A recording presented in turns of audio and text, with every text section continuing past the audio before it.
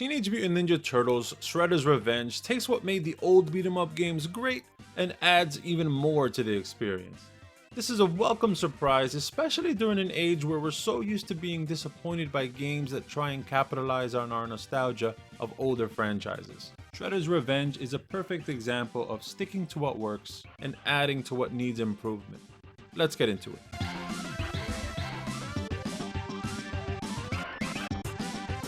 When you turn on the game, you're greeted to a pretty much shot-for-shot recreation of the 90s Teenage Mutant Ninja Turtles cartoon intro. Then the title screen, and into the game we go. Here you can decide to play between story mode or arcade mode. Arcade mode is going to be your more traditional experience with limited lives and no world map like you'd find in story mode. Story mode is where you'll be spending the bulk of your time with the game.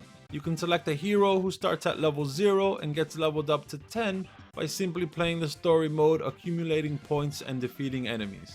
A standard playthrough of the game's 16 stages should get your character to level 10. Doing so unlocks unique abilities for each character like a double jump or new special move. Character selection not only includes the original 4 turtles, but also includes the option to play as April and Splinter for 6-player simultaneous play, a mode we've never seen before in console beat 'em up games.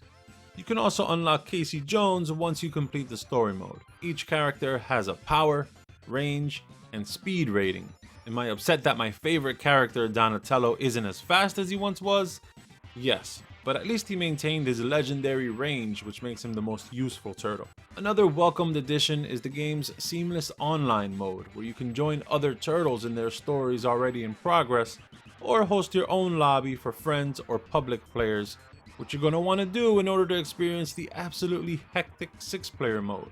I had zero issues joining people, and I'm so happy the online mode wasn't at all buggy. But that was my experience. You might have a different experience with the online, but I hope not. The ability to play online on a whim whenever the mood strikes felt too good to be true. I will say that at the time of this review, cross-play between Nintendo Switch and Xbox PC players was not available. The developers did say they are working on it. Okay, so you select the stage and the action starts. If you chose to participate in the game's tutorial screen, you would have noticed that the number of moves seems daunting at first. The basic stuff is there, like light attacks which develop into combos, and heavy attacks which you charge up to defeat shielded enemies. You can rub up against enemies to get them into a grapple and fling them from side to side or toward the screen. And there's an upward attack which can also be used to handle flying enemies. The best addition to the combat is the dodge roll mechanic, which I feel enhances the combat in a way we've never seen in a Turtles game. And if it wasn't for this dodge mechanic, I would have not enjoyed my time so much. But let me explain. The dodge roll mechanic lets you roll all around the screen, which is fun in and of itself, whether it be rolling towards your next opponent or more importantly, rolling away from danger to remain unharmed. The roll can also be linked into an attack, either in the direction you're rolling towards or the opposite direction you're facing in order to attack enemies from behind.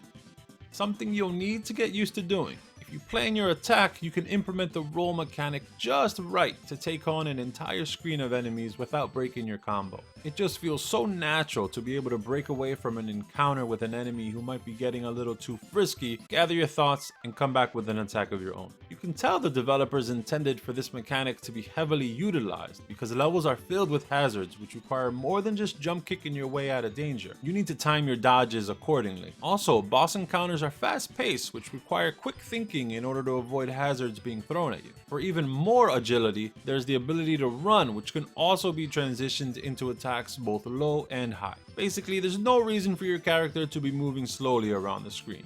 Characters are well equipped with maneuvers for any situation. It's just a matter of remembering what moves to pull off in certain scenarios.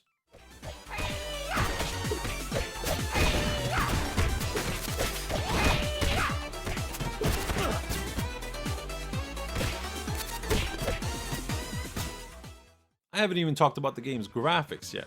I'm not gonna lie, when I first saw the gameplay trailers, I wasn't super excited about the ultra pixelized look of the game. I guess I was expecting the smoothed out edges of the recent Streets of Rage 4 game, which I was a huge fan of, and I did not think looked like a Flash game.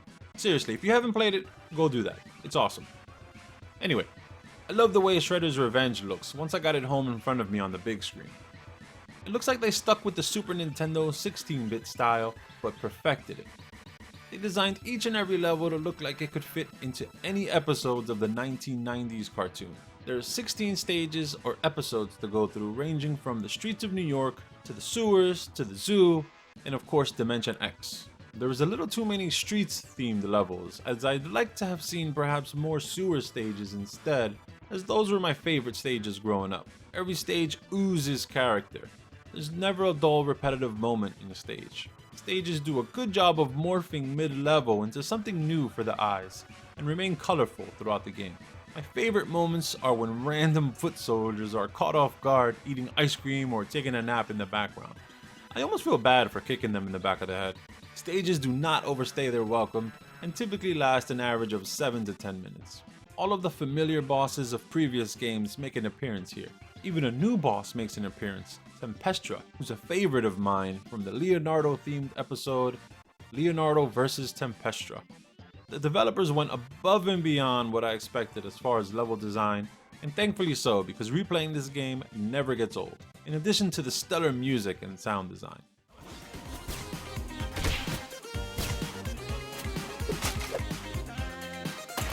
This is gonna get me a major promotion.